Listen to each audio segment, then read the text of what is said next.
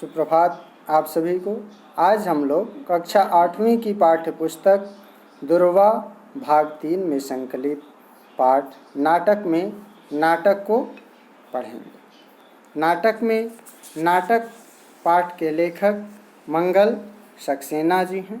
मंगल सक्सेना ने इस पाठ के माध्यम से बड़े ही अच्छे ढंग से एक नाटक को कैसे खेला जाता है तथा उस नाटक के दौरान आने वाली कमी को भी अगर कोई एक अच्छा अभिनेता या रंगकर्मी चाहे तो कैसे सुधार सकता है, इस पर उन्होंने अपनी लेखनी चलाई है।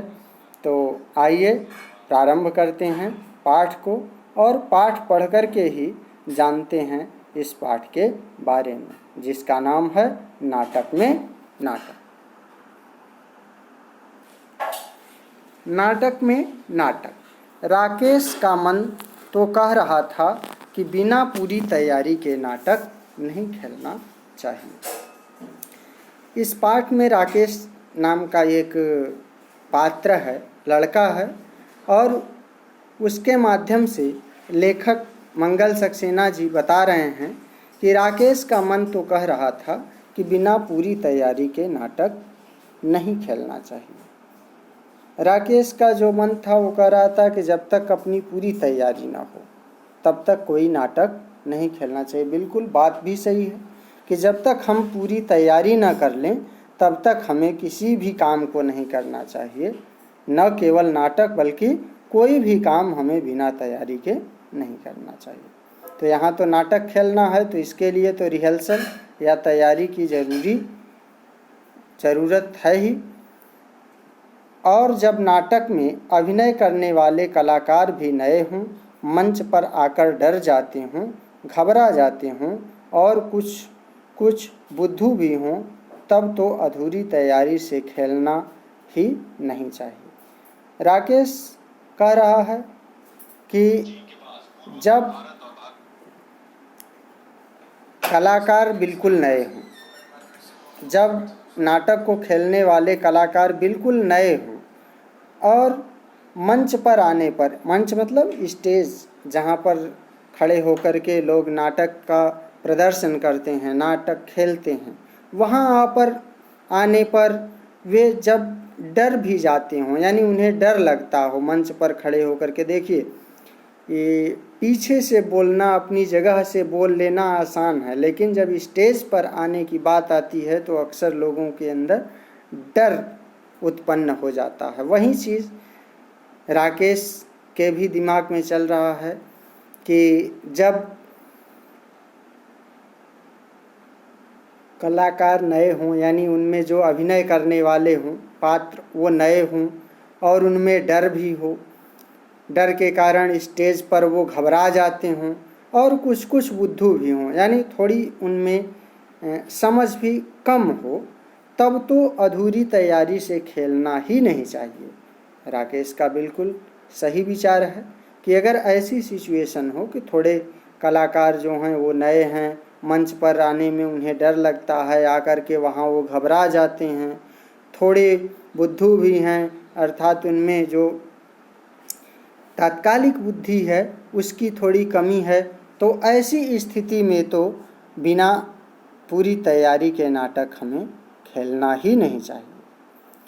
उसके साथ ही मोहन, सोहन और श्याम ऐसे ही थे। राकेश के 3 साथी जो कि नाटक के पात्र हैं, कौन कौन? मोहन, सोहन और श्याम, तीनों ऐसे ही थे, यानी नए थे।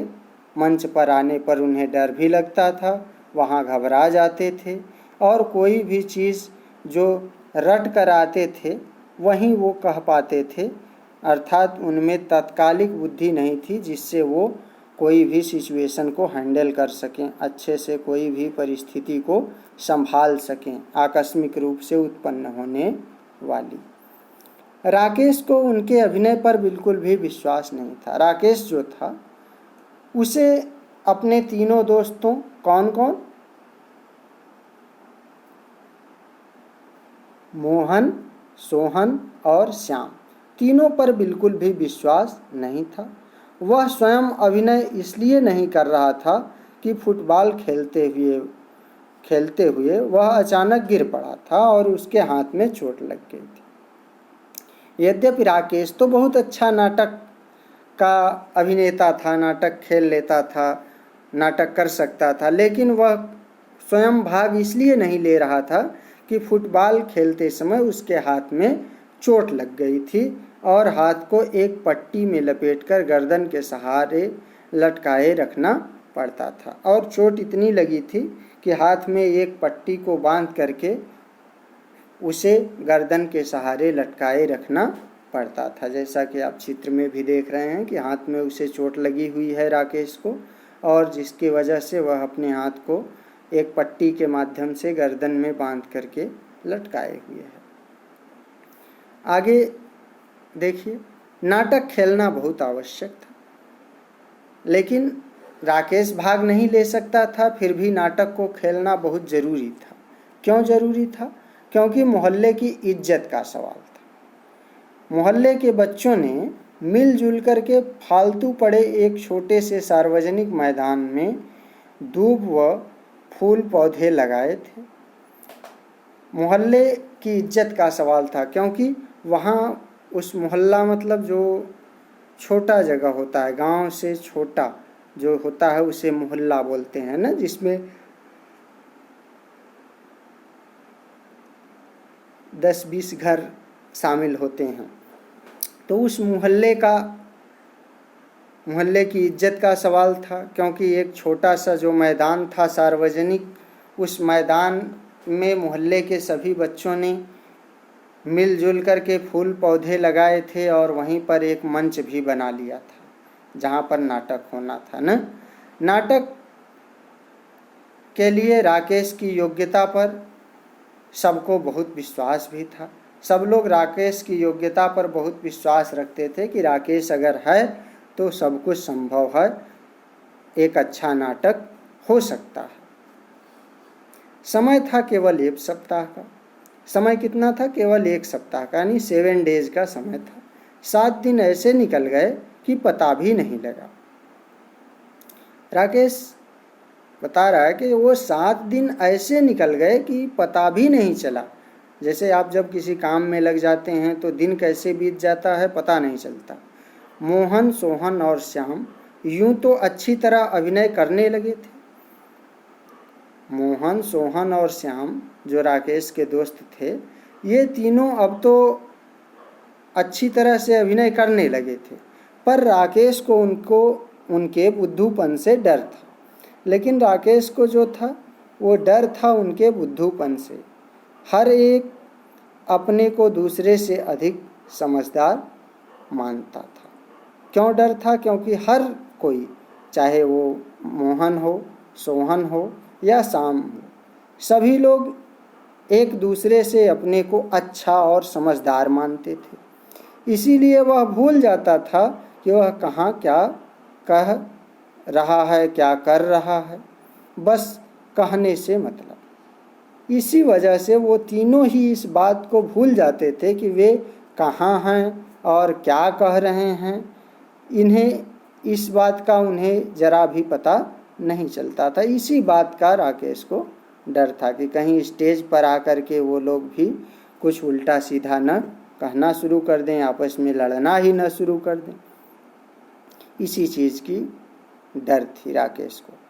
दूसरे चाहे उनकी मूर्खतापूर्ण बातों पर हंस रहे हों, मगर वे पागलों की तरह आपस में ही उलझने लगते थे। उनमें ऐसी खासियत थी कि दूसरे लोग उनकी जो मूर्खतापूर्ण बातें होती थी उस पर हंस भी रहे हों तब भी उन्हें कोई फर्क नहीं पड़ता था, और वे पागलों की तरह आपस में ही एक दूसरे के साथ उलझे रहते थे, यानी एक दूसरे को ही नीचा दिखाने में लगे रहते थे।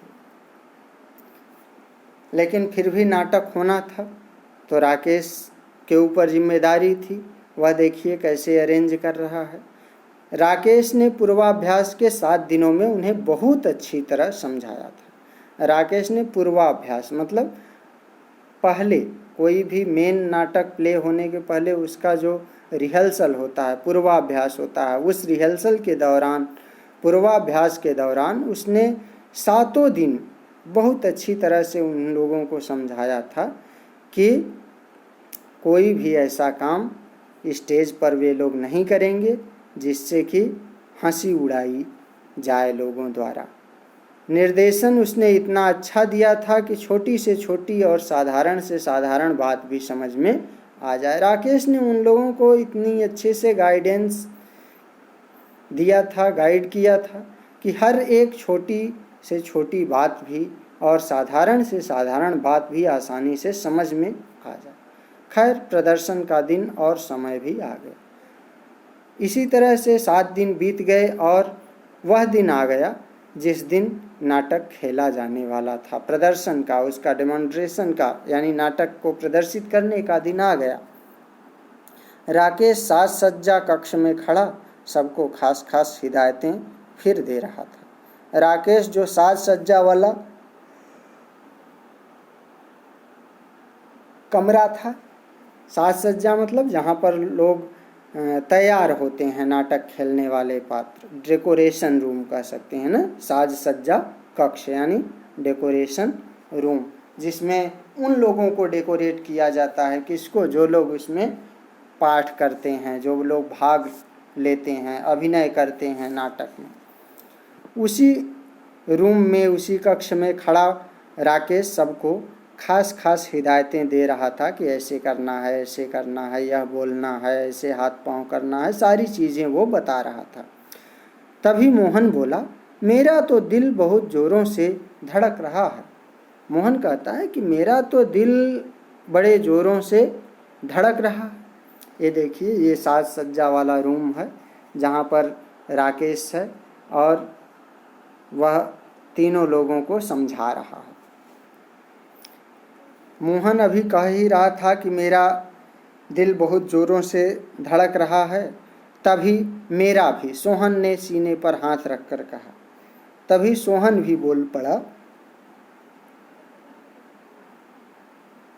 कि मेरा भी दिल ज़ोरों से धड़क रहा है। वह तो सीने पर हाथ रख कर के बोला, तुम लोग पानी पियो और मन को साहसी बनाओ। राकेश ने फिर हिम्मत बढ़ाई। राकेश ने फिर उन दोनों लोगों को हिम्मत उन लोगों की बढ़ाई और कहा कि तुम लोग ऐसा करो कि पानी थोड़ा पियो और मन को साहसी बनाओ कि तुम लोग कर सकते हो।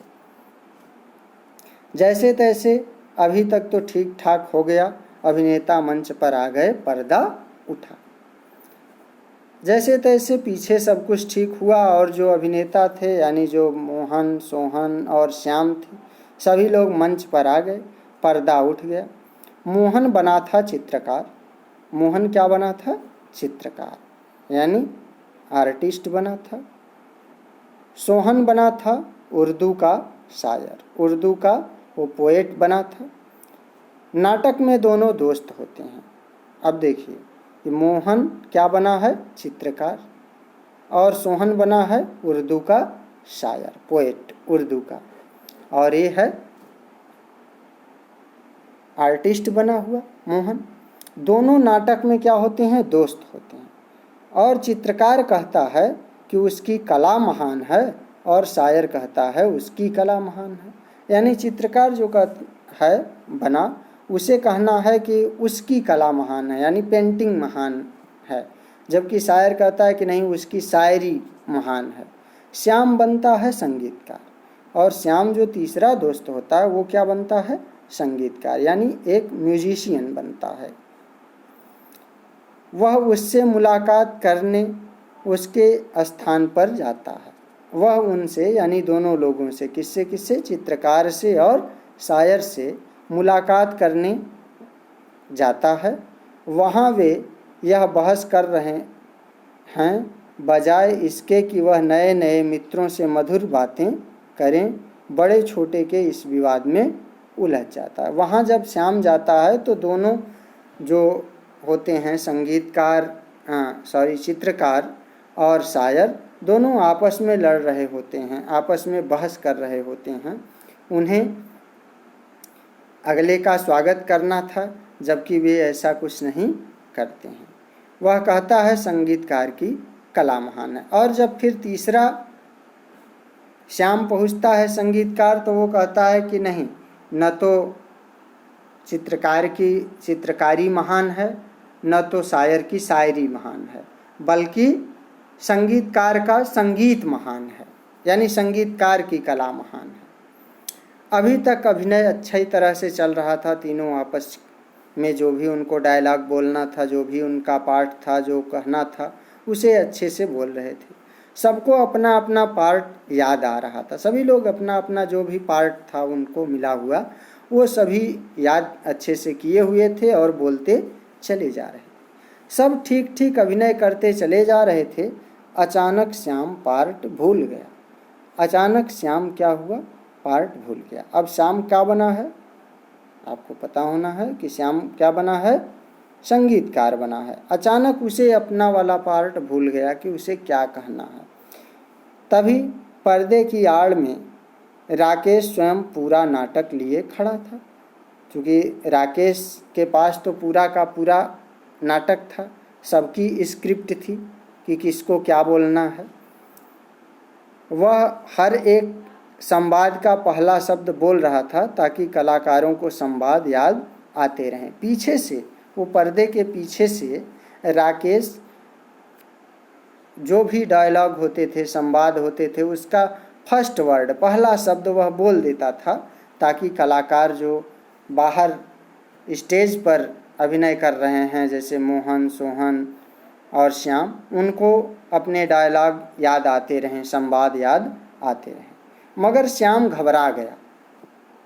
वह सहसा चुप हो गया। सहसा मतलब एकाएक। वह सहसा चुप हो गया। उसके चुप होने से चित्रकार और शायर महोदय भी चुप हो गए। जब श्याम जो कि संगीतकार बना था वह चुप हो गया, तो उसके चुप होने से संगीतकार के साथ साथ चित्रकार और शायर महोदय भी चुप हो गए। होना यह चाहिए था कि दोनों कोई बात मन की ही बनाकर आगे बढ़ा देते।